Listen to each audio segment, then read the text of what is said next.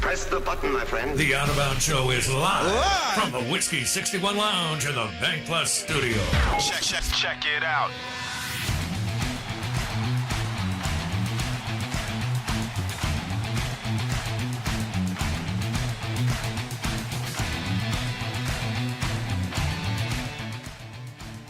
Oh, the dynasty is over in Tuscaloosa.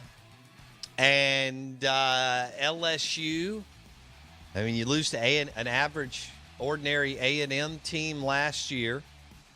Go to Knoxville, get beat, lose to LSU. 5-3 in your last, D1 road games. And still capable of winning a title, not this year. But not going to win 2 in a row or every other year going forward. Too much going on in Athens, Baton Rouge, about to get it right, and maybe another spot. We are the Out of Bounds Show, 105.9 The Zone, ESPN. Bundle your car and home and save with your local Farm Bureau insurance agent. Go local, go with the home team. Favorites.com. Go ahead and get your quote right now at favorites.com. Let Farm Bureau take care of you and your family. This is ESPN 105.9 The Zone. LSU with an overtime win over Alabama. Alabama's best quarterback in the history of their program is not going to win a national title. We welcome in Drew DeArmond, Huntsville, Alabama, ESPN 97.7. He hosts Talking Ball every morning, and he joins us on the Dos Equis guest line. Drew, do you believe that the dynasty is over in Tuscaloosa? I don't. I think Nick Saban's headed for his third reset. He's had 2 of these already in Tuscaloosa. He brought in his initial staff. The 2 coordinators were subpar. He made moves right after that first year with Major Applewhite being moved out and Kevin Steele being jettisoned to Clemson. He elevated Kirby Smart. He went out and he hired Jim McElwain, and nobody really knew who Jim McElwain was. Kirby was unproven, and they went on a huge run to win 3 national championships in basically the next 4 years. So I will say I do think he had to do it again after 2013, and he made several staff changes after 2013, but he realized offensively that they had to evolve because of the rules changes, because of the hurry-up, no huddle. He brought in Lane Kiffin, and, of course, Lane Kiffin modernized the Alabama offense. We saw what they did. It set the stage for a national championship in 2015 and then in 2017. And then, of course, it led to Steve Sarkisian, and they win it again in 2020. So certainly this is probably the most underachieving team he's had since 2010. That 2010 group, won the national championship in 2009, but still didn't know how to become the hunted and deal with that. And that team underachieved. They lost 3 games, won the 10th game in the bowl. But they did set the tone for the next 2 years with the way they finished in the bowl game. Really unknown how this group is going to finish. It's been very disappointing. A magician and a great player, but it's not all about the quarterback. You've got to be better around the quarterback, Bo. And Alabama's biggest issue right now as a program is Nick Saban built this program based upon physicality and inside out along the lines. In 2020, this team has regressed greatly on the offensive and defensive lines, and that's really at the core of why they lost to Tennessee and they lost Saturday night in Baton Rouge. All right, so Drew DeArmond, Huntsville, Alabama, Roll Tide Insider. He joins us on the Dos Equis guest line. Drew thinks that Saban will be able to reboot this thing. And look, I think that he can reboot it and Bama can win it again. I don't think they're winning 3 out of 5 years again, I guess is my point, Drew. It's just too much has happened since he bottled it during that time.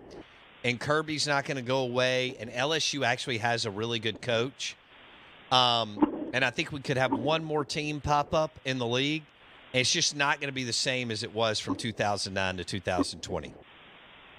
Well, I mean, nobody's ever seen anyone do what Saban did. I mean, he could have. I mean, my goodness. I mean, he's won 6 national championships, and he could have won 9, really, really easily. I mean, no one's seen anybody do that in college football history, not just in the Southeastern Conference. He's the greatest of all time for a reason. Now it's going to be tougher to win. I mean, look, the game is evolving. Look what's happened in the last 5 years, and now Saban's going to have to tackle that. He's in the middle of trying to, but the transfer portal, player movement, where it's almost free agency from year to year, as Lane Kiffin in your state has referred to it too.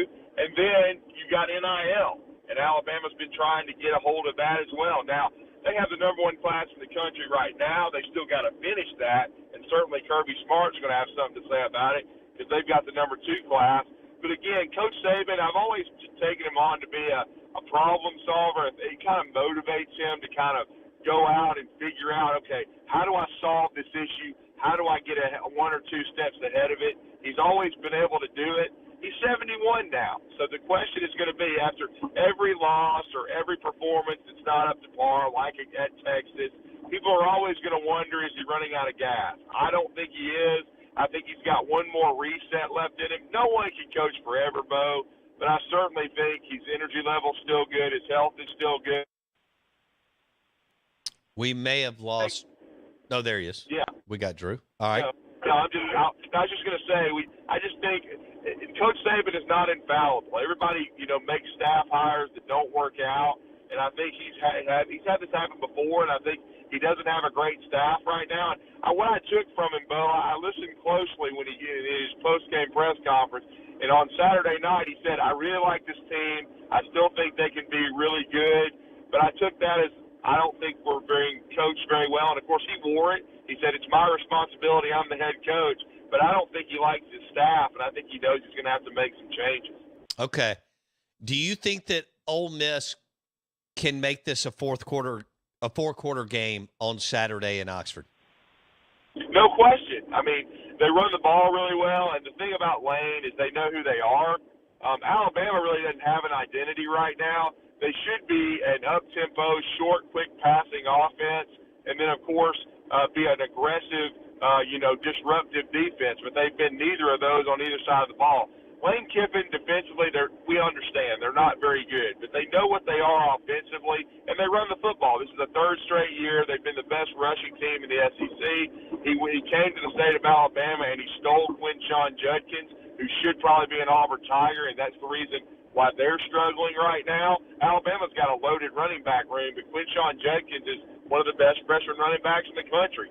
Kudos to Lane and his staff for doing that and identifying him and recruiting him. But, again, they run the football.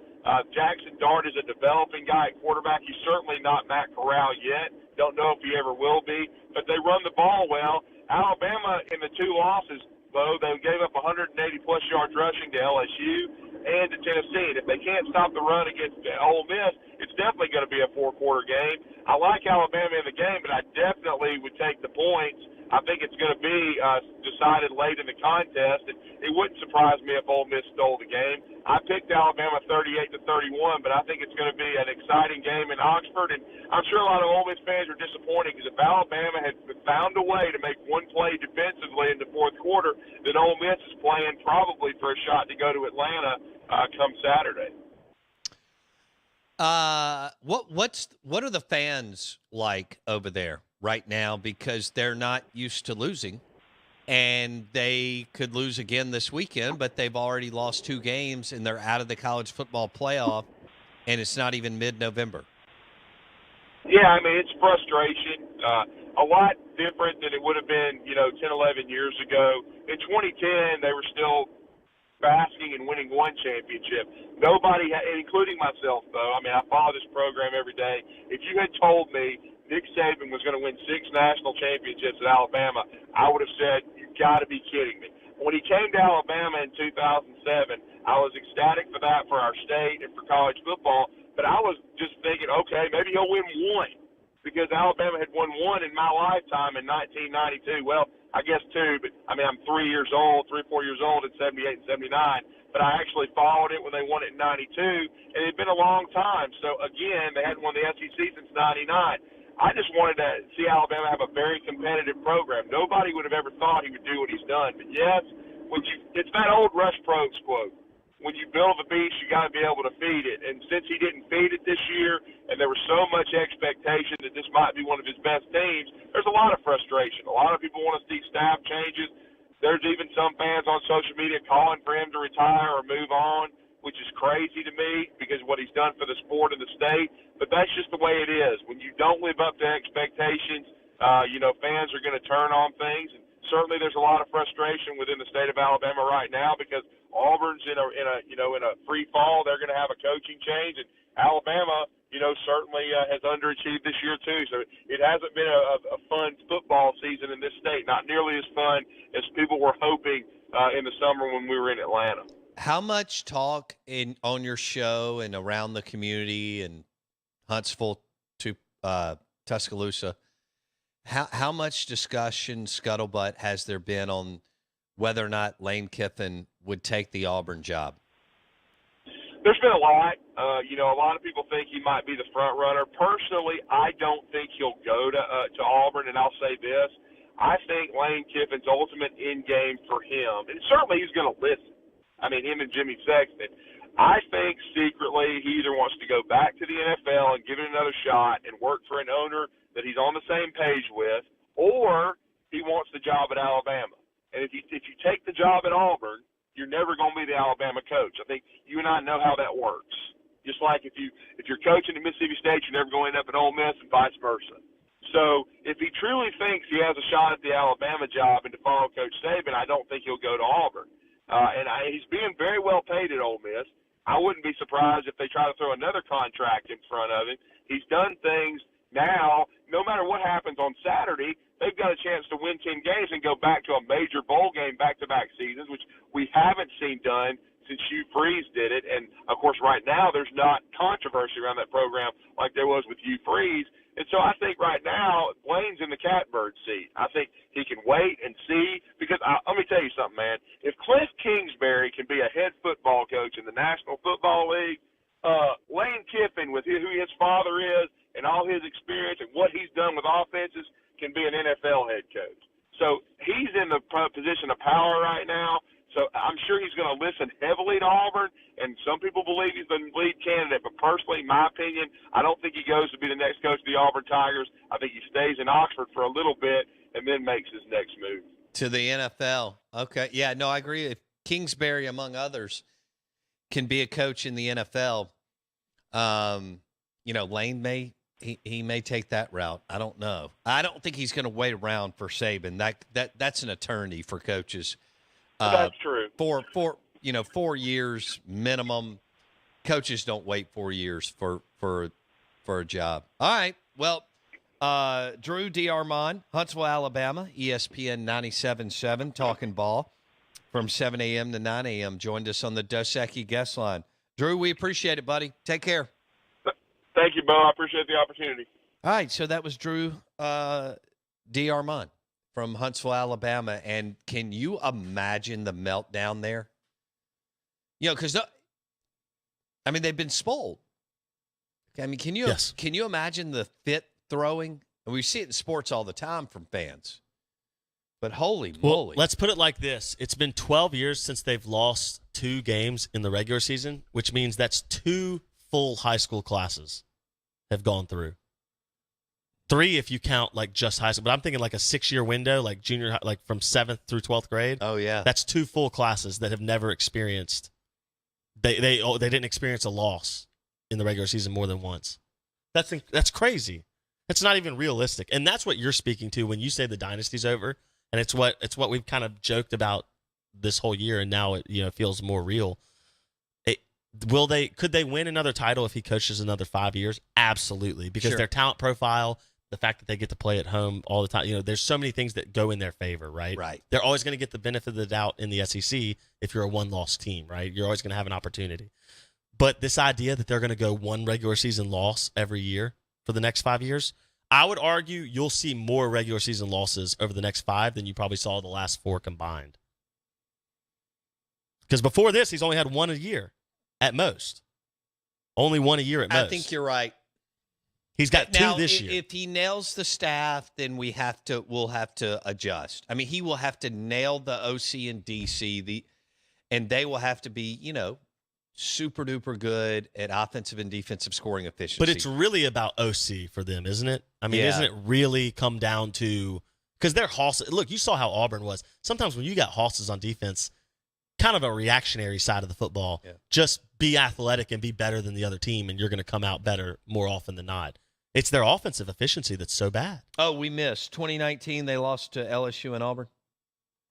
Okay. Where is that? I don't remember that. I didn't see that. Okay.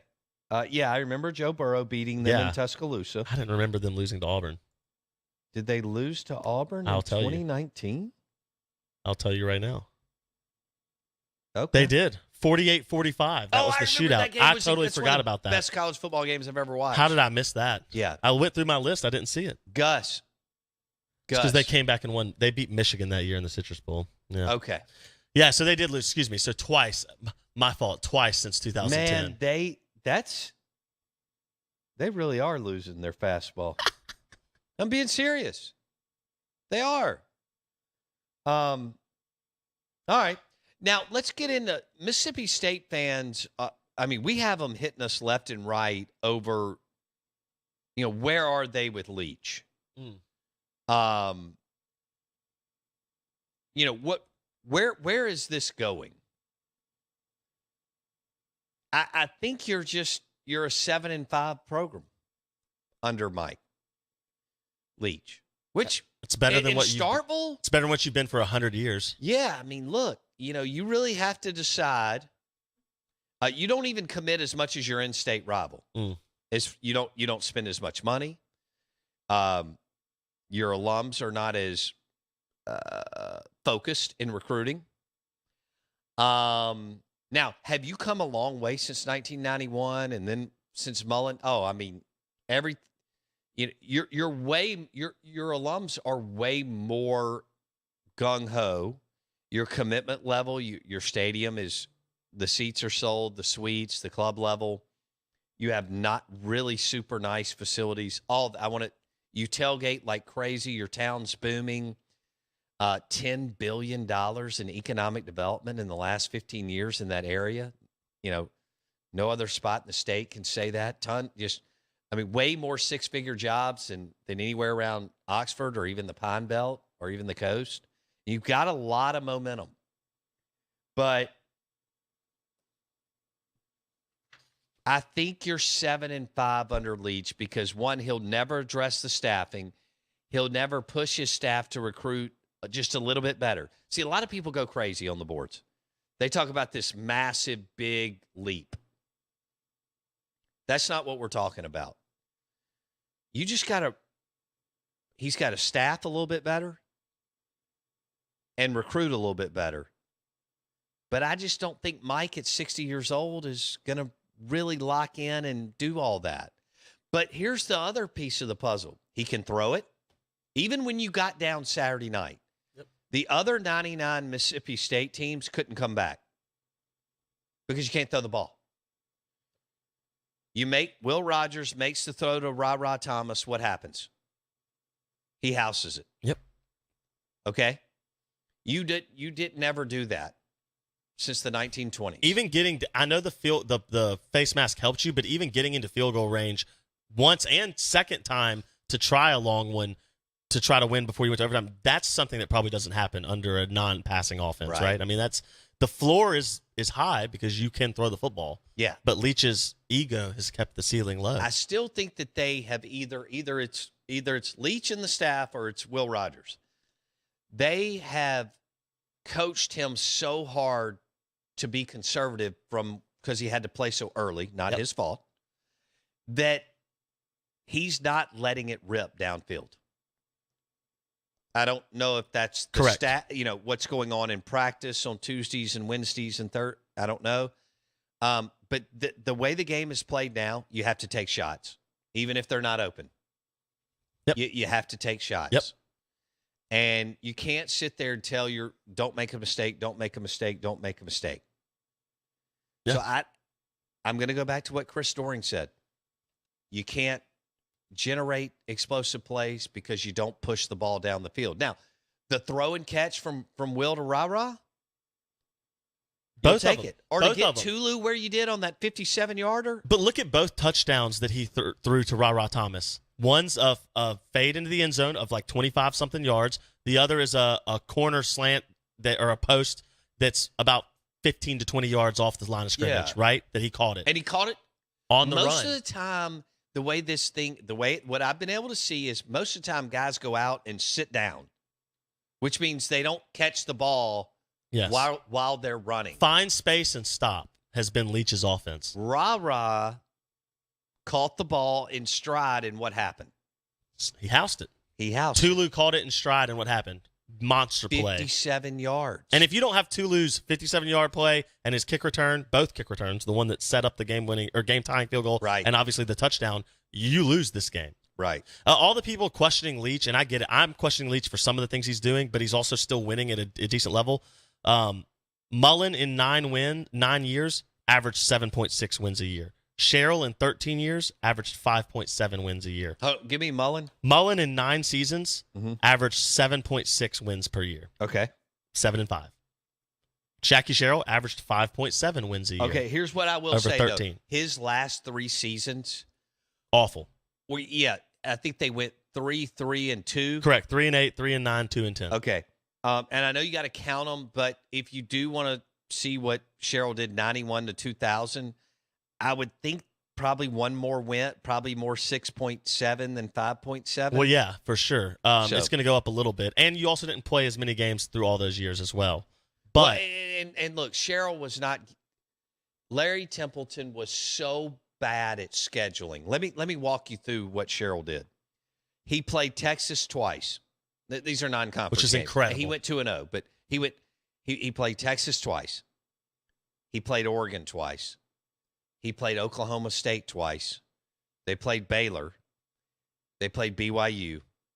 And I'm missing one. Was he there for Oregon or was that both Croom? No, I can't remember. He was there for Oregon. Yeah. And so while they were doing that, Ole Miss was not scheduling like that. Correct. And so Larry got this idea. He had no idea that he was taking scheduling a loss a lot of times. Nobody knew what they were doing scheduling back then. Don't forget, too, when they won it in 98, I'm sorry, won the West. Yes. In 98, they went to Oklahoma State that year and got smoked. Yeah, the irony is they were 8-5. Both Mullen and Sherrill had one season with 10 wins, okay? Sherrill was 99. They went 10-2, won the Peach Bowl. Mullins was 14, obviously, the number one team. They won 10 games. So when you look at Leach, I know the fan base is frustrated and partly because of the way their counterparts in the state are operating. But when you look at Leach, right now he's tracking through 2.5 years to have as good, if not better, a resume as Mullen and Sherrill in terms of wins and losses when it's all said and done. Now, Leach walked into a program that had won more than it's ever won the 12 years prior to his arrival. But I'd argue what he walked into after the 2-year Moorhead stint was as bad as what Sherrill was walking into in terms of what was in the roster and on the field. Now, all the administrative around him, infinitely better. Oh. But in terms of what that football question. team was in 2020, resources. They were awful. Yeah. Man, we didn't even get to half of what I wanted to get to. Tomorrow. The Out of Bounds Show is brought to you by Mississippi Sports Medicine and Orthopedic Center. You can visit MississippiSportsMedicine.com, find numbers and so on for fortification at Lakeland Drive, Flowood, their new surgery center and clinic. Thanks for listening to the show.